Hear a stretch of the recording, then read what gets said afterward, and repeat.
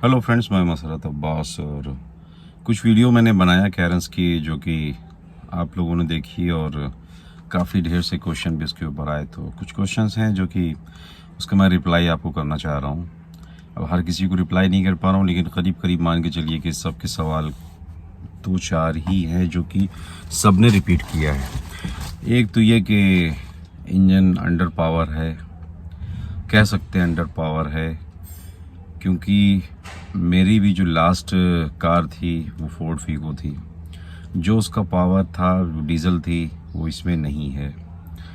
और उसका एक बहुत ही पंची इंजन था, रिफाइंड इंजन था, वो भी स्मूथ इंजन था।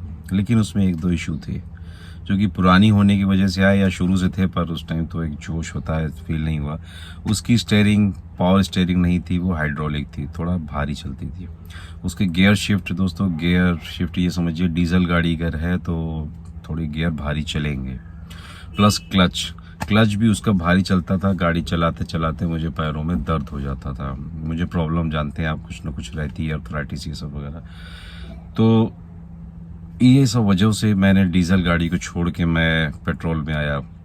अब पेट्रोल में देख रहा था, कभी आर्टिगा कभी XL6 अपने बजट में। तो पर वो उतनी मुझे पसंद नहीं आती। तो आर्टिगा ये सब इतनी टैक्सी में चलती हैं, थोड़ा सा वो रहता था कि कुछ अलग से ली जाए। उसी टाइम कैरेंस लॉन्च हो गई। मैंने टेस्ट ड्राइव भी नहीं लिया, पर यह सुना कि इसमें जो है हुंडई का ही इंजन है, भाई दोनों एक ही कंपनी है, और 1.5 1500 सीसी का इंजन है। तो बिना किसी टेस्ट ड्राइव मैंने इस गाड़ी को बुक कर दिया और 4 महीना वेट किया। उसके बाद ये गाड़ी आई। लेकिन अब ये समझिए कि जो टेस्ट ड्राइव भी देते हैं वो डीजल गाड़ी पे ही देते हैं। तो उसकी डीजल भी मैंने चलाई, बहुत स्मूथ थी और पावर भी था उसमें। लेकिन हाँ, ये बात मैं अब भी कहूँगा, जो फोर्ड की गाड़ी में पावर था वो इनमें नहीं है। पर अब फोर्ड जब है ही नहीं तो उसको याद करके क्या फ़ायदा, फोर्ड तो अब चली गई है।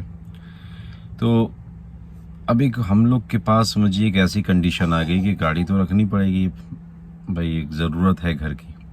तब जो कंपनी नहीं है उसका क्या करें। तो उस कंडीशन में फोर्ड के बाद अगर आप मारुति में जाते हैं तो ठीक है, अगर मारुति में नहीं जाते, क्योंकि जो भी फोर्ड का कस्टमर है मैंने अभी तक नहीं देखा कि उसने मारुति या किसी ऐसी कंपनी गाड़ी लो। वो या तो वॉक्सवैगन में जा रहा था या तो फिर हुंडई है, किस टाइम बेस्ट ऑप्शन बन चुका है। अब हुंडई गाड़ी उतनी ज़्यादा अवेलेबल नहीं करा पा रहा है, तो लोग किया की तरफ भी मूव करने लगे। धीरे धीरे किया ने इसी बात का फ़ायदा उठा के बहुत अच्छी मार्केट बना ली अपनी। तो अब हम लोगों को भी गाड़ी चेंज करनी थी, तो कोई ऐसी ही गाड़ी लेना था। तो जब ये आ गया कि 9.99 उन्होंने पहले रेट दिया, जिसमें फ़ायदा ये है कि यूपी में 8% रोड टैक्स है, तो हम लोगों को ये गाड़ी 11.5 लाख में आसपास पड़ रही थी। पर उन्होंने गाड़ी तो नहीं दी, हाँ रेट बढ़ा दिया, जिसकी वजह से 1 लाख रुपए प्लस टैक्स वगैरह, मतलब काफ़ी फ़र्क पड़ गया। ये जाके 1274 1 लाख से ऊपर महंगी पड़ गई। लेकिन उस कंडीशन में भी वो सब देखते हुए भी गाड़ी फिर भी सस्ती थी। फिर भी ये लग रहा था कि नहीं, गाड़ी सस्ती है अभी भी और गाड़ी के कंपैरिजन में, तो ये गाड़ी ले ली। और मैंने गाड़ी समझिए जब सब फाइनल पेमेंट हो गई, सब कुछ हो गई, गाड़ी बाहर आ गई, तब भी मैंने नहीं चलाया था, छोटा भाई लेके घर आ गया था। उसके बाद मैंने जब घर में बैठ के गाड़ी को स्टार्ट किया तो एक अलग सा फील हुआ कि गाड़ी, एक तो डीजल गाड़ी जैसी स्टार्ट होती है एक जर्क लेती है, क्योंकि इंजन थोड़ा उसका अलग है। पेट्रोल है, बहुत ही सॉफ्ट स्मूथ होता है। उसका जब मैंने गियर लीवर इसका जब लगाया पहला गियर, उसमें थोड़ा सा ताकत लगानी पड़ती थी फोर्ड में। अब गाड़ी पुरानी हो गई थी, थोड़ा सा काम तो था ही, लेकिन फिर भी डीजल गाड़ी थी, उसका गियर भारी चलता है। तो एक मैंने उसी ताकत से लगाया, खट, ये तो बहुत धीमे इसमें लगाना है। अब जब मैंने स्टेयरिंग पकड़ के उसको घुमाई, जब छोड़ा गाड़ी को आगे, तो बहुत स्मूथ, मतलब एक अलग सा ही फील हुआ। तो अब आप अगर कहिए इंजन में लैग है, अंडर पावर है, तो इतने सारे ये जो फील, ये फीचर्स दिखे, तो उसके बाद मैं इन चीज़ों को भूल गया कि गाड़ी अंडर पावर है या गाड़ी में कुछ वैसा इशू है। इंजन बहुत स्मूथ था, बहुत ही साइलेंट इंजन था, पेट्रोल इंजन है जाहिर है, तो उसकी आवाज़ तो सुनाई ही नहीं दे रही थी। गाड़ी स्टार्ट होके थोड़ी देर जब आप स्टार्ट करेंगे सुबह, तो ये 1300-1400 RPM पे भागती है। जब छोड़ देंगे तो गाड़ी का जब इंजन ऑयल वगैरह फैल जाए, गाड़ी एक लेवल पे आएगी तो ये 600 to 700 RPM पे आकर रुक जाएगी। अब उस कंडीशन में ये कि आपको सुनाई ही नहीं देगा, आपको पता ही नहीं चलेगा गाड़ी स्टार्ट है कि नहीं है। आप सिर्फ RPM मीटर ही देख के समझ सकते हैं गाड़ी हमारी स्टार्ट है, अदरवाइज अगर आप नहीं देखेंगे तो दोबारा सेल्फ मारने लगेंगे। तो ये सब चीज़ें हैं। अंडर पावर की जहाँ तक बात है दोस्तों, ये तो है। फोर्ड में मैं मतलब किसी गाड़ी को अपने आगे देख नहीं पाता था। मेरे आगे अगर कोई गाड़ी चल रही है तो मुझको होता था इसको मुझे हटाओ, इसको पीछे करो, डिस्टर्ब कर रहा है ये, क्योंकि जो उसकी ब्रेकिंग है मुझको वही ब्रेकिंग रखनी है और जो उसका एक्सेलरेशन है मुझको भी रखना पड़ रहा है। मतलब ये था कि मैं जिस भी रोड पे रहता था सबसे आगे हो जाता था, आगे ही रहता था, और जो उसकी स्पीड थी उसको जल्दी कोई पकड़ नहीं पाता था इस गाड़ी में। और प्लस जब मैंने फोर्ड लिया तो मेरी दाढ़ी वगैरह, बाल वगैरह सब काले थे। 9 साल में काफ़ी फ़र्क हो गया, दाढ़ियाँ भी सफ़ेद हो रही है, काफ़ी सफ़ेद हो गई, बाल भी। तो अब मुझको भी एक साइलेंट गाड़ी चाहिए थी और ना मुझको किसी को ओवरटेक करने का दिल करता है, बस लगता है मैं एक स्मूथ राइडिंग चुपचाप अपने काम से काम रखूं। तो 40 एज है, उस एज में मुझको तो इसमें कोई प्रॉब्लम नहीं नज़र आई। अगर आप यंग हैं और आपको इस गाड़ी से मतलब क्रूज लेवल पे बहुत हाई परफॉर्मेंस की उम्मीद कर रहे हैं तो फिर डीजल में जाइए। पेट्रोल में आपको नहीं मिलेगी, क्योंकि आप एक्सीलेटर दाबेंगे गाड़ी 3000 4000 प्लस RPM जाएगी भी है, लेकिन RPM और फिर जान रहे हैं बीच में न्यूटन मीटर और BHP, ये सब उस हिसाब से आपको स्पीड नहीं दे पाएंगे। तो अगर आप बहुत पावर पे जाना चाहते हैं तो फिर इसका टर्बो इंजन जाइए पेट्रोल में। टर्बो में थोड़ा सा गाड़ी में बहुत ज़्यादा लेवल पे एयर को इनटेक करता है, तो उससे थोड़ा सा गाड़ी में पावर आ जाती है, लेकिन उसका माइलेज कम है।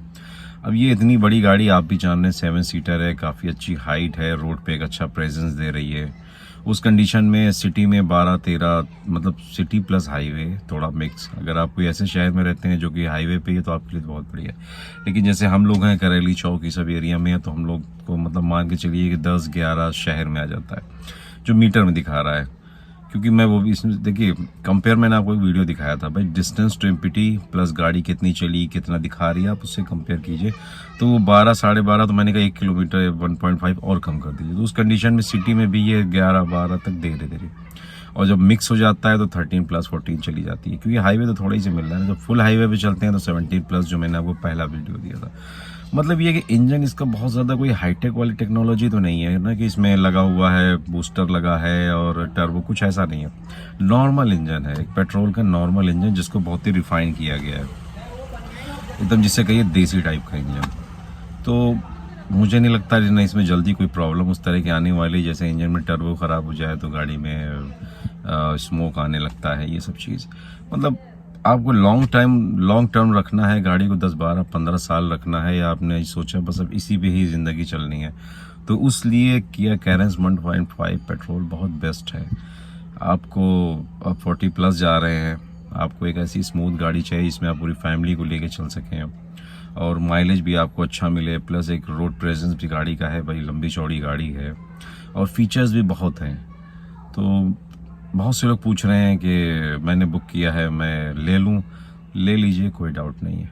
लेकिन वही कहूँगा, अगर आपको बहुत ज़्यादा दौड़ाना भगाना है, बिल्कुल उड़ाना है, तो फिर डीजल में जाइए, क्योंकि डीजल में टर्बो भी है प्लस डीजल भी है। थोड़ा सा इंजन में एक पावर तो रहती है डीजल इंजन में, लेकिन अगर आप सुकून की राइड चाहते हैं और आराम से चलना चाहते हैं तो फिर 1.5 कॉस्ट में भी सही है और गाड़ी में भी कोई दिक्कत अभी तक मुझको नहीं आई।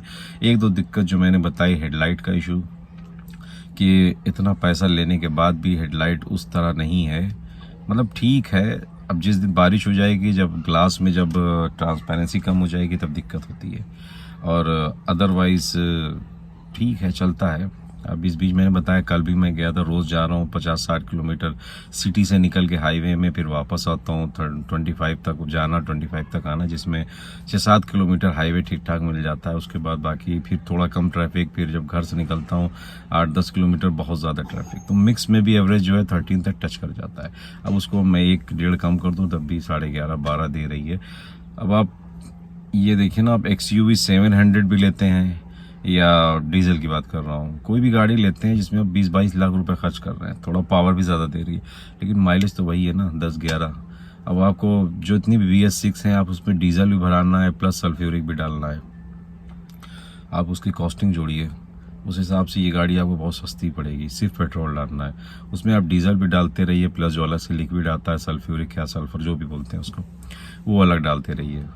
अब लोग इस चीज़ को नहीं जोड़ते, लोग खाली डीजल जोड़ते, ये नहीं देखते कि वो भी जल रहा है, वो भी कंज्यूम हो रहा है। उस हिसाब से जोड़ेंगे और इसके माइलेज को आप कंपेयर करेंगे तो आपको हर हाल में ये गाड़ी आज की डेट में अगर पेट्रोल में आप जा रहे हैं तो एक बहुत ही बेस्ट ऑप्शन है।